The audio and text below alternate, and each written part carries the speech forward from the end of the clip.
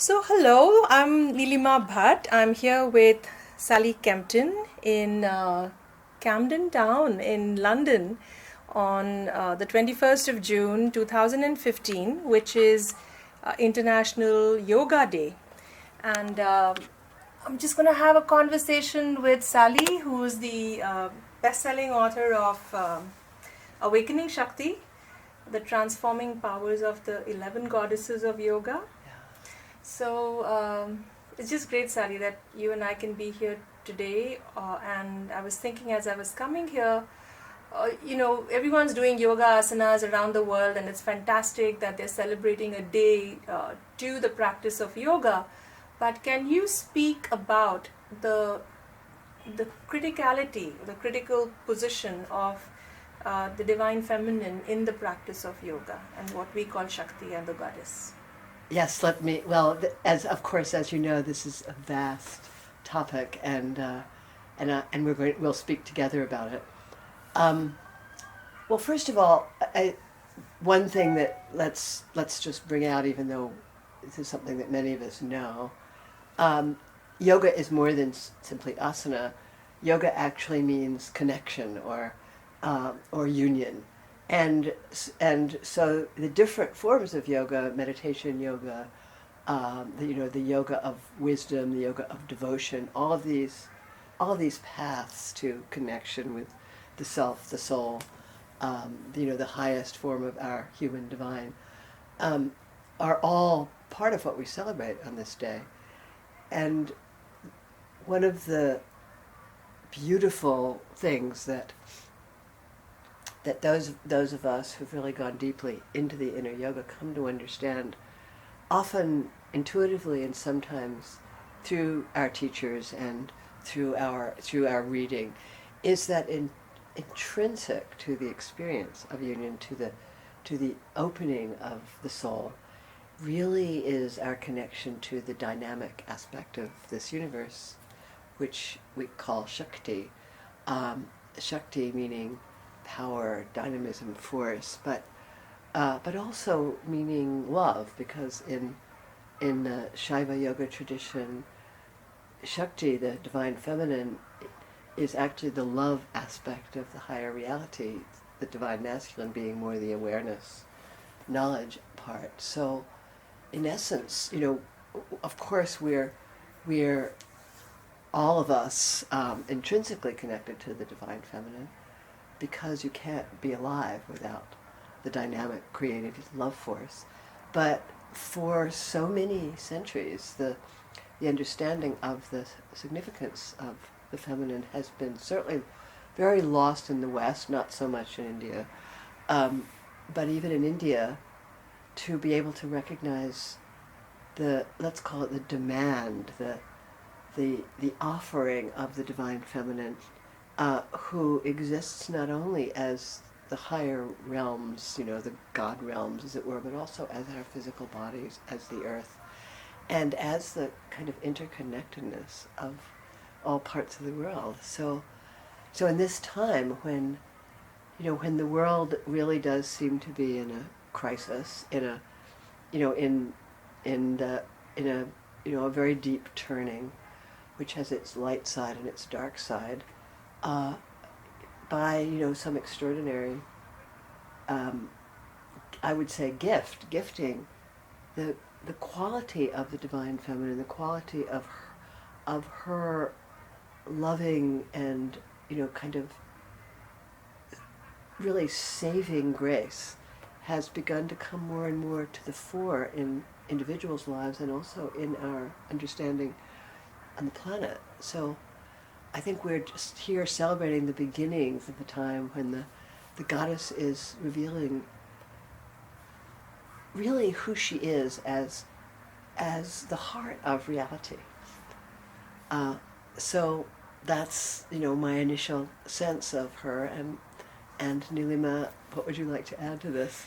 You were saying she's revealing her true nature, and in your book you talk about the goddess Parameshwari, and she's got one finger pointing up and the other pointing down, and she, in a way, is both the goad and the nose She eggs you on even as she keeps you under control, right? And she plays both sides, as you said earlier today. So it just feels as if around us, Katie Hendricks said to me, the polarities are collapsing. And there's a huge downpour in Mumbai, and the monsoon has brought the city to a standstill. And so on one hand, you have as if the world is coming to an end, from very microcosmic levels at individual lives, relationships, things are just breaking down. Everywhere that I go, the man-woman relationship is in a state of deep disrepair. And it's like, what's going on? The earth seems to be doing her thing. There's, all these water-based floods, and now the monsoon, and it's like this huge... And fires. And in fires. the United States, in the Southwest, a lot of fire. Yeah. So fire and water, man, woman, there's like all these elements, all these polarities seem to be clashing and collapsing. So what's going on behind that, and how does the understanding of Shakti help to make sense of a time like this? Well, one of the, of course, great teachings of the Indian tradition, of the non-dual tantric goddess tradition, is the recognition that, as you said earlier, that Shakti, the goddess, which is the creative force, I always love to think of her as the force behind the Big Bang.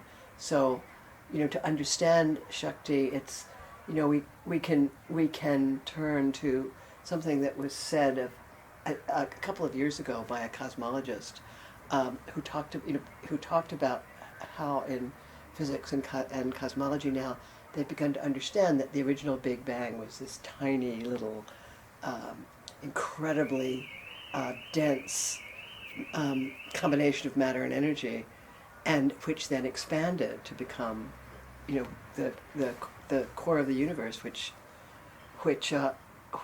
then evolved to the state things are now. And one of the things he said is, what did it expand into? It had to create the field into which it expanded, which is, of course, as we know, a perfect description of how the sages talked about Shakti. And part of what we know about Shakti is that she is both creativity, and dissolution, as well as, she's what holds those polarities in balance.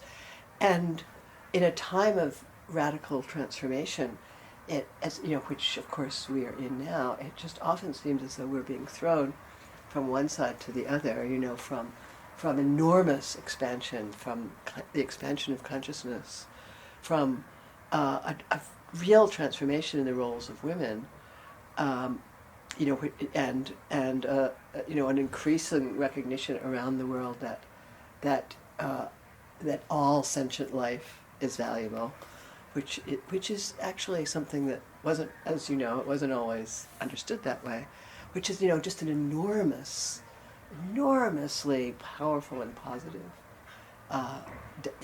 development. And at the same time, everything that we've done to the earth seems to be kind of coming back at us in the form of all these, war, calamity, catastrophe, climate change, all these things. And so it's a time when I think a lot of people really question the fundamental goodness of life, because life is so difficult. And it's really only a tantric recognition that let's say chaos and dissolution are not only part of the process of new birth, which is one of the great Shakti teachings, of course, that the energy of Kali, the goddess of wisdom and realization, and is also the goddess of destruction. So in a sense we could say that the polarities dissolve because we're coming to a new resolution. But in order to realize that, in order to really take advantage of the opportunity, we have to be willing to resolve those opposites in ourselves, and that's the work of yoga. And that's not easy. That's something that we really need a lot of practice and a lot of wisdom and a lot of help from goddess, in order to really understand. So, you and I are very comfortable calling this force she Yes. and her and the goddess. Um, what about the world that doesn't want to talk this language? Yes. What about... So, understanding the element that is necessary and without which we are not going to be able to really evolve into this next stage. Uh, Understanding that we're going to need this element called Shakti. And yoginis are very comfortable using that term, and we call her her. And when I talk about this, even to say my co-author Raj, as you know, people who are coming from the world of business or politics or just everyday life, how are they going to engage with this element, this very necessary, saving, redeeming quality or principle, uh, without understanding or being able to call her her and entering into relationship with her? What do you think is a way around that? Is there a way around that? That's a really good question. I think it's very important to recognize that you don't need to have religious terminology. And of course, Shakti is a form of religious terminology to understand the creative force that exists in the world. I mean, you can understand it through mathematics. You can understand it through physics. You can just recognize that there is an aspect of life that is. You can understand it through chaos theory, for example, in which that's we have come to realize that we are so interconnected, we're so interdependent, that the activities that seem very small can have an enormous effect. And my sense is that people in general are more and more aware of the effect of thought on their experience of life. As you know, in sports psychology, for example, there's a whole science that really began in the 70s, in which athletes learn to visualize themselves performing at the maximum level, and discover that actually, if you rehearse it in your mind, if you rehearse your music piece in your mind, that somehow it's going to impact your performance, on the field or on the piano or whatever it is. And that understanding about the power of mind to imaginatively picture a different world, I believe is increasingly attractive to people in business and people in professions, because it actually is, and we are all about science and and repeatable experiments. That it is more and more clear, if we do neurophysiological studies and studies of performance, we see that there is a very strong correlation between positive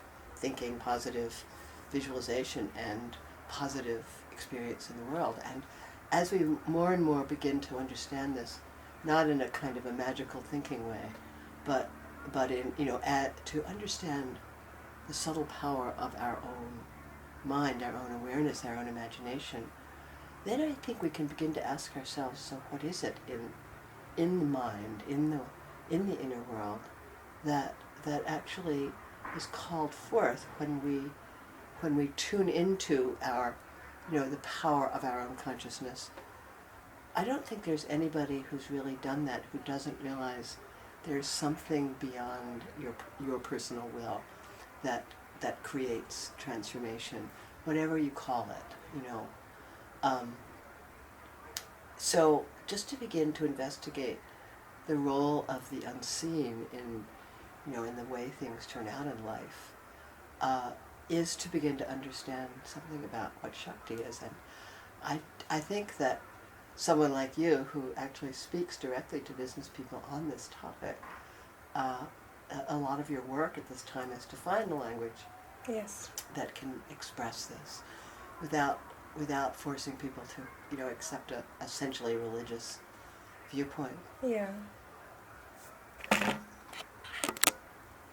You made a good point that business needs to find the right language through which it can understand concepts such as Shakti. One way we are doing that is the idea of Shakti leadership, that all leadership, which is what business requires, is an exercise of power to get any desired outcome. And typically, leadership has been the exercise of brute force, power over, and intimidation and competition and survival of the fittest, and someone has to win for someone to lose. And it's kind of ego-based power. Whereas reframing the necessity of power as a good thing, but to draw the power from the source of consciousness itself, which is a limitless source, and there is enough to go around, and more is not necessarily better. And that's not, the ego-based play is not the only way there is another way, and one life at a time we can start taking a stand for this other way of transacting. If everyone taps into the source of Shakti within themselves, then they don't have to compete with each other for power, because they are tapped into that limitless source, and they can find power with rather than power over outcomes, more win-win outcomes. And then the possibilities are limitless. You have no idea what we can create from that kind of unlimited power source. But the interesting thing there is that it's the second piece that business is going to have to deal with, like everybody else who deals with Shakti, is that you don't harness Shakti for your will. You have to submit to Shakti to do her will, right? And go where she's taking the evolution. That's not just a tough one for business, but for everybody, all humanity at this point. So, it's so true. And I would also say that in the traditions, especially in the tantric traditions, which have tended to be the ones that are most willing to appreciate and approach Shakti, and in the Kundalini traditions, in which we work with Shakti as our inner energy, there has for centuries been the idea that you can harness Shakti. You can you can practice certain mantras, you can do certain invocations, you can get her to back up your exercise of personal power, and in a certain sense use her for your own purposes. And I think part of what's happening today is that the backlash of that way of working with Shakti, with the universal power, with the power of the divine feminine, and a lot of what's going on in the world now is kind of the backlash of that.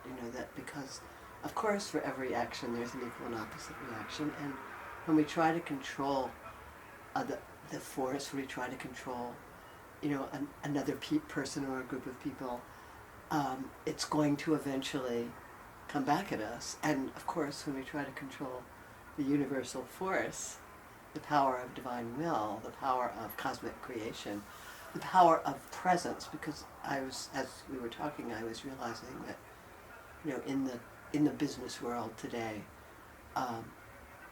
there's a lot of talk about the word presence, and the sense that in a group, when we really tune into the source, that what we do begin to experience is a sense of a kind of palpable presence that works through us, that creates understandings and outcomes that are actually more and greater than what we can come up with our own brain and our own ego. And what I see in the people that I know who really have learned how to tune into this is that, as you're saying, there's a tremendous journey that we have to go through to understand that we can't manipulate presence, that we can't manipulate Shakti, and it actually involves a kind of humiliation. We love the idea of humility, but we really don't like the idea of humiliation, and yet it is in humiliation that we learn humility. The ego is like one of those pop-up Jack-in-the-Boxes that gets knocked down and comes up again and goes, okay, I learned that lesson now. Now let me try it another way. And I think one way of looking at what's going on in the world now is that the collective ego of humanity is being shown, actually, you can't go on like this. Yeah. So, and it is all about that, that understanding of what is it that the higher will requires of us, to keep humanity living on the earth. Yes. Yeah. So coming back to humility, I was so reminded of Chinnamasta, and ever since I've read about her in your book, Awakening Shakti, and I'd also come across her in the Dasha Mahavidyas, and she's such a little known goddess expression of divinity that even Indians and Hindus may not have heard of her. And yet, when your ego is being put on the block, and when you want to willingly transcend your ego and surrender your ego to the higher will, she has been so real in my life. Just invoking her in every moment and saying, let my head be permanently on your block. Let every moment that ego rises and I feel good about something and I want to appropriate the glory of the goddess for myself, instantly chop that head off. And whatever is the id, the vital force that spurts out of that ego moment, use that to feed your friends, your life force, your other partners and helpers. That's what those two helpers are on both sides of her, the goddess. So I keep coming to this thing again, that if you and I have really benefited from the idea of the goddess or this force called Shakti being a person, a beinghood that we can enter into relationship with, we can dialogue with, like we are dialoguing each other, that we get a response that is real as if from another person, and that this goddess has many different faces and aspects and personalities, and each of them you can enter into relationship with. This very everyday life becomes such a rich, it's like Harry Potter world, right? It becomes a whole different world. There's a world of muggles and a world of magicians. So in the same way, for the yogis and the people who are practicing these kinds of processes, we live in these two worlds. We live in the ordinary world, and then we also know the reality of this other world, which has very real outcomes for us. So do you think the world is going to move forward by remaining in that ordinary consciousness, or a time will have to come where each one in their own way will have to enter into relationship with these magical energies, beings, personalities, whatever we want to call them, that may be non-human? I do, and I do think that we really need to call for help. Yes. In our situations, but in an intelligent way, not in the way that many of the religious traditions have done it. So, where we think, okay, the divine force, goddess, God, is harnessable for our side. God has chosen the Jews. God has chosen the Muslims. God, likes Brahmins and doesn't like Shudras. However, whatever way we have been accustomed to appropriate the divine,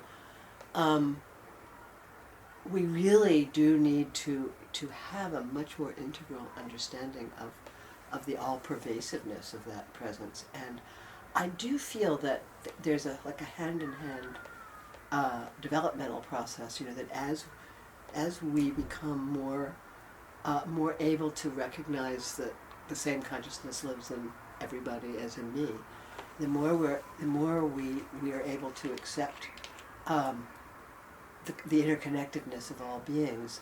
We also can start to accept the omnipresence of the sacred force, and of that which connects us as also being that which connects us to the higher forces. But I do think as long as our development as as humans, as souls, is stuck in, in the, let's call it the less mature stages of life, we're going to approach the divine from that point of view, and we'll, did you turn that off, or, yeah. So, really depending on our level of consciousness at any given moment, that's how we see the divine. So whether we're on our face going, God, God don't hurt me, or whether we're making bargains, or whether we have reached the point where we actually can experience a kind of co-creative relationship, we really do need to, all of us look at our own kind of primitive belief systems and work with them. And I do feel that that's how yoga and meditation are so incredibly valuable if we do it with a self in an inquiring attention, and yoga and meditation just the open mind and also really really inquiring into our own motives, not in a fearful way, or not in a, oh my God, I've got to be good and do it right way, which just creates more polarity, but in the, okay, who am I really? What really is the higher power? How is my relationship to Shakti, to the force, to divine will, to the way life is going for me? How has that changed depending on my state? And those questions, which are so much at the heart of yoga, to the degree to which we're able to ask those questions, that's the degree to which we're able to mature through the process. But I think even yoga and meditation and recognition of goddess, they only really create the enormous miracle that they are capable of when we ourselves are willing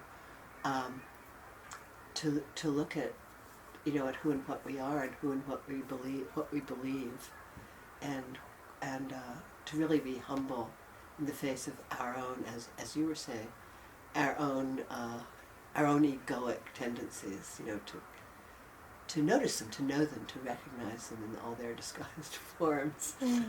So it's really, in a certain sense, can we accept the connection between our consciousness and the greater consciousness? Can we really recognize that we are co-creators, and that Goddess is manifesting as our own energy and our own consciousness, and also as everybody else's, and figure out, as you were saying, how we can actually have a win-win.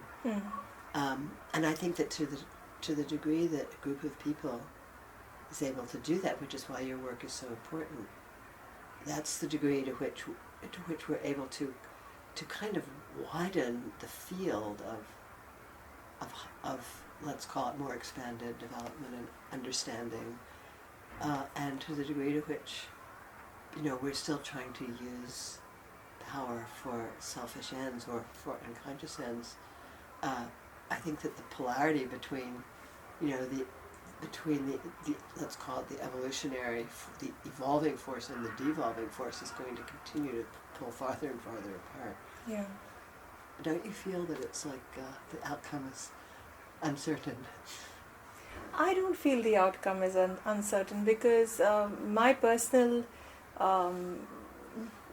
tradition that I follow and that I have deep faith in is the integral yoga of Sri Aurobindo and the Mother, and they very clearly saw that we had achieved the evolution, we had achieved the transition successfully. And so the message that they've left behind is to say, victory has been achieved, just endure and wait it out until it shows up in your reality. Because in the subtle planes, it has been achieved. It's just a matter of time. Yeah, I agree with you about that. I guess when I say the outcome is uncertain, the shape that victory takes is not necessarily what we So that's a we good think. point you're making, because Yeah. one of the things that is a very famous quote from the mother I like to use a lot is, she says, the future of the earth depends on a change of consciousness Yeah.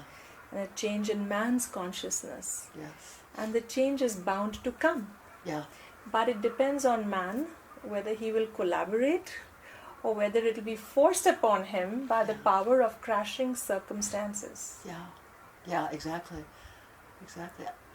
It's like that wonderful line of Hafiz. You, and I'm not going to quote it right, but it's like you've been invited to a feast, and you've been invited to meet the divine, and the question is, are you going to go dancing, or are you going to be carried on a stretcher to God's ward? It's because both those paths lead to the recognition of self and God. But one of them is really a lot of fun, and the other one is a real, a real pain. Yeah. So,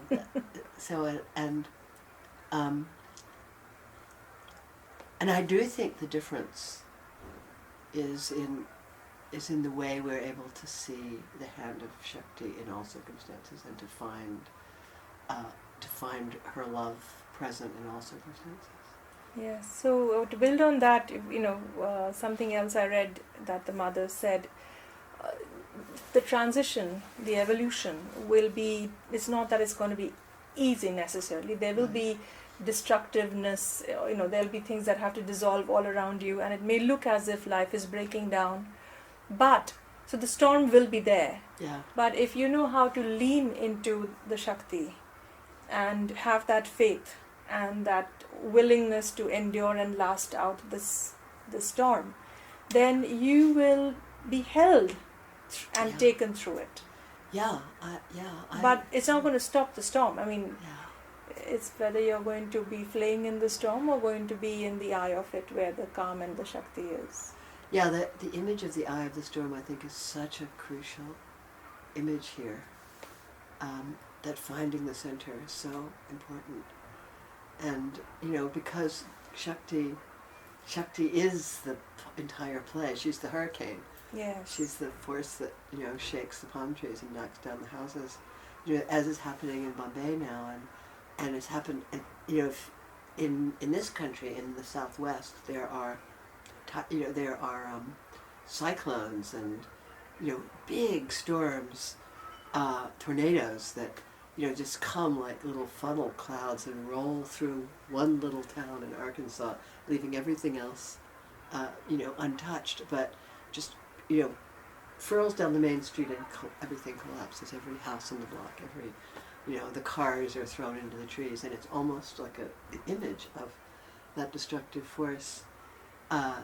She almost has her own will, and if you happen to be in the path, your house can blow down. If you're not in the path, or if you manage to find a cellar, you can, as it were, escape untouched. So that's the extraordinary quality of this time. Could you turn that off? So, since we have a listener here, would you like to ask a question, Shambhavi? I think, I was just wondering, when you were talking about business and the importance of Shakti and making people realize the importance of this within business, how would you go about making people understand and incorporating all of these ideas when they're thinking about their own businesses, and basically. So that question had also popped into my head, and then I realized one way to address this is, if people do not want to invoke these transpersonal, transcendental capacities and powers as deities or goddesses, another way to do so is to actually invoke the capacities they represent. So, for example, Maheshwari is the power of wisdom. Mahakali is the power of strength. Mahalakshmi is the power of harmony. And Mahasaraswati is the power of manifesting perfection. dotting the I's and crossing the T's and creating that thing out of an idea into its materiality. So one way would be to simply work with the capacities that are coming from our higher nature and work with it in a very conscious way, to really invoke wisdom in a situation, to really invoke strength in a situation, to invoke beauty and harmony when needed in a situation, and to invoke the precision and the perfection needed in a situation. And then the being that owns that power would make itself available, whether or not we call that being by the name, a tradition gives it. Yeah. Right? So what do you That's think beautiful. about that? I completely agree with you, and I think it's very important for everybody.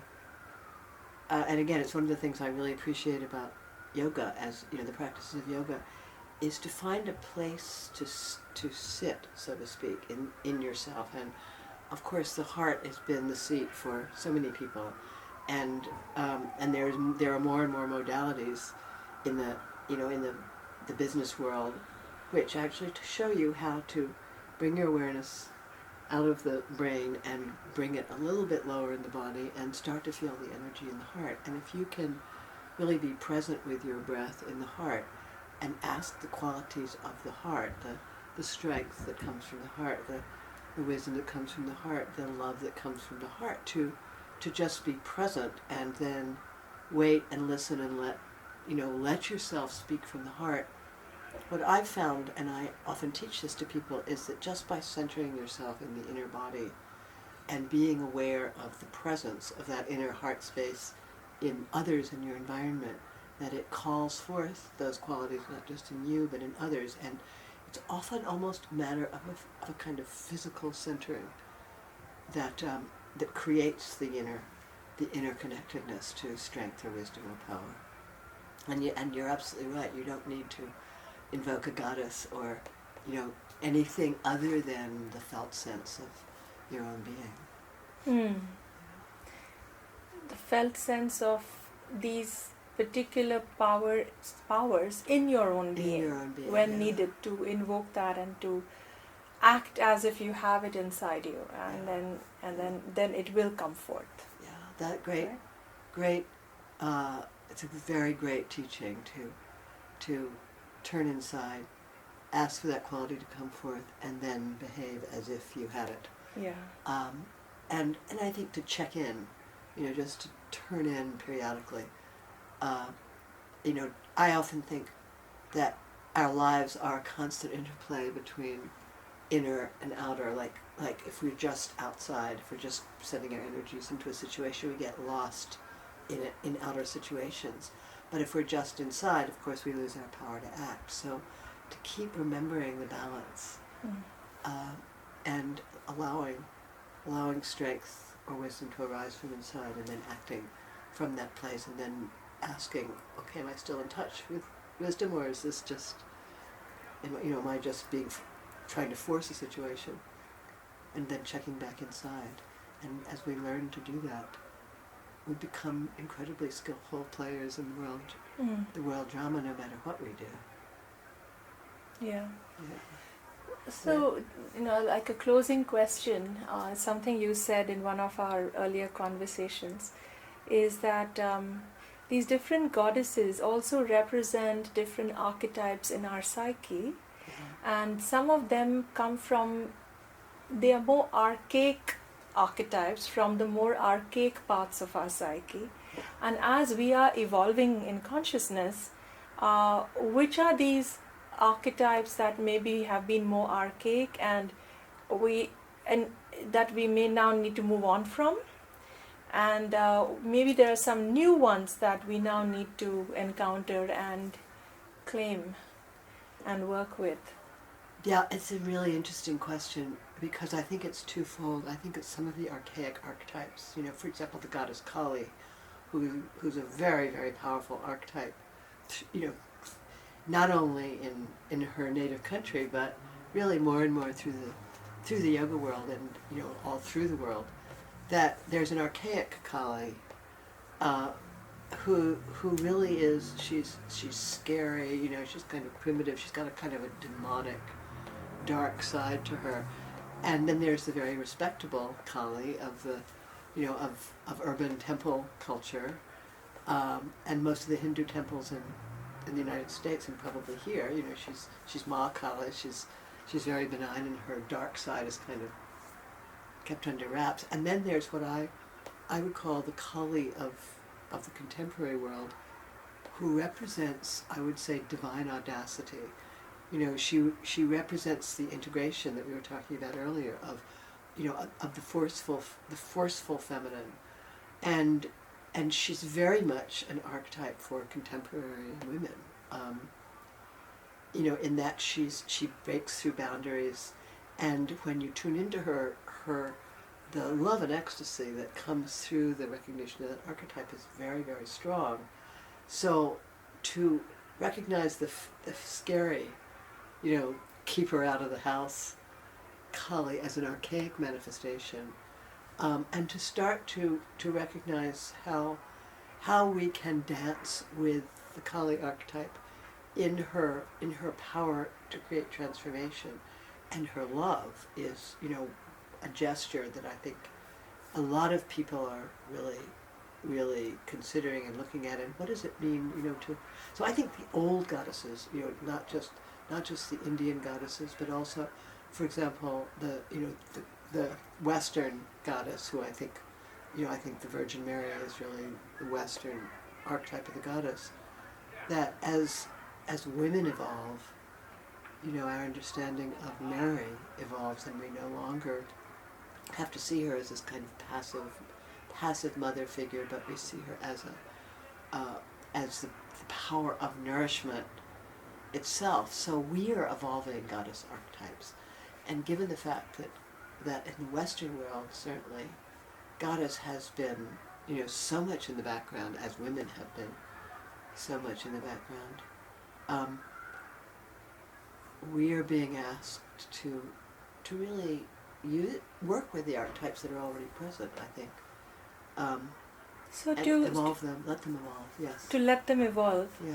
So it's interesting that I studied developmental biology in college, and I kind of thought of the same thing as I was looking at the archetypes of the goddesses, that when the human embryo is in the mother's womb, just when it's formed, it starts looking like the embryo of a fish. And then it starts looking like the embryo of a tadpole, you know, it looks like, you know, a frog, and then it's amphibian. Then it starts looking like the embryo of all the other creatures lower down in the evolutionary ladder, until it starts looking like the embryo of a human, and from there on it goes on to become a human child. It's almost as if women and men psychologically cannot avoid going through and cycling through those earlier evolutionary archetypes, the archaic ones, until we can come into the ones that are for our ecological niche. So Sita, you know, this goddess of utter devotion to her man, her husband, she'll surrender everything for that love. That there's almost as if we are doomed to go through all that, you know, the longing of a Radha for this romantic love, until we can come into our own as Lalita, right? So I think if we can't avoid going through those earlier archaic archetypes till we come into who we can be now, maybe all we have to do is become conscious that I'm going through a Sita. Exactly. Or rather, Sita is cycling through me right now, you know, and that's okay. And when I'm done with that experience, letting her go. Yeah. So can you speak about letting go the archaic archetypes, having allowed them, enjoyed them, honored them, but how do you move on from them? And then can you speak about what's coming as Lalita for a woman? Well, talking of Radha and Sita, who I think are powerful archetypes for women, and of course have their light side as well. I mean, I've always adored Sita. You know, I think perhaps the love that so many millions of devotees have had over the centuries for Sita, it becomes very alive when we touch her, and often that surrendered, melting service, that sense of service that goes with the Sita archetype, is a doorway into your most selfless self. And of course, when there's not a real sense of individuation, then you become self-sacrificing. And so I think for somebody who's living the Sita archetype, that individuation, that difficult process of detaching yourself from everything that from mindlessly offering yourself in service and sacrifice, it is the task. And similarly, with the Radha Shakti, which is so lusciously romantic and devotional, she has lessons that she teaches us. I think there are lessons of letting go and the lessons of recognizing that the beloved is present in everything, and that I more, instead, rather than thinking for myself of letting go of Radha and Sita, to recognize the rasa of these goddesses and recognize that I can enjoy the rasa of these goddesses without just being possessed by the archetype. I think we've talked about this before, but the archetype of Lalita, who is a consort goddess, she's a Shiva consort goddess. She's the wife of Shiva in the cosmology, but she represents an aspect of the emergent feminine that is almost unknown, in our time, because we haven't really. We're just learning to step into it, to be powerful, let's say politically, and also to be erotically and romantically powerful. So, in a certain sense, it's like the Western Aphrodite archetype, who's so much the erotic archetype of the Western world, and who's always a little bit naughty and forbidden, and she's a goddess who seems to be antithetical to your work in the world, and she distracts you from your career. And Lalita seems to me to hold Aphrodite's allure, that kind of erotic charged, luscious quality of Aphrodite, and she can manifest it in other ways than the actual sexual. She can manifest it in creative work. She can manifest it in conversations, in creating presence in groups.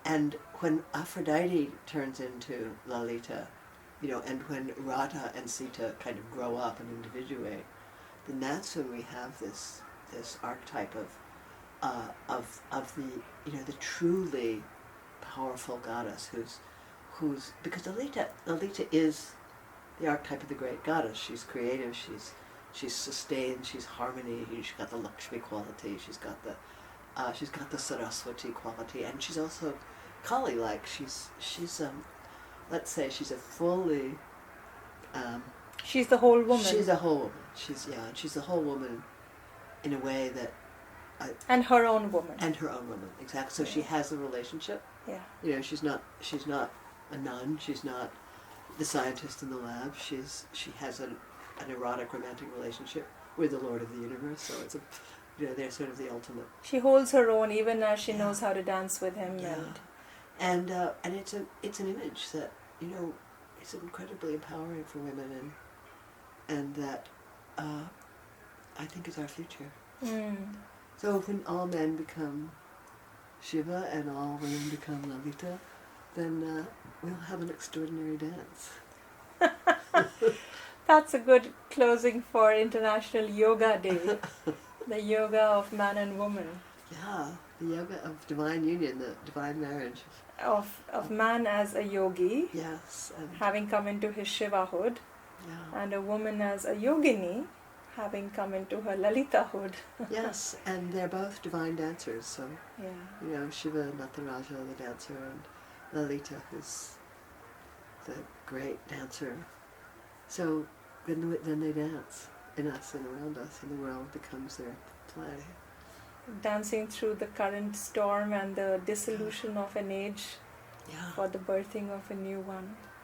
Yes, and also just rising to Kailas, to the, to the transcendent beauty of the realms within and beyond, even while dancing in the chaos. Yeah. So, may it be so, and so it is.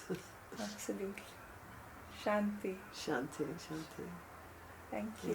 Thank you, Nilima. Thank you, Sally. Thank Thank you, you, Shambhavi.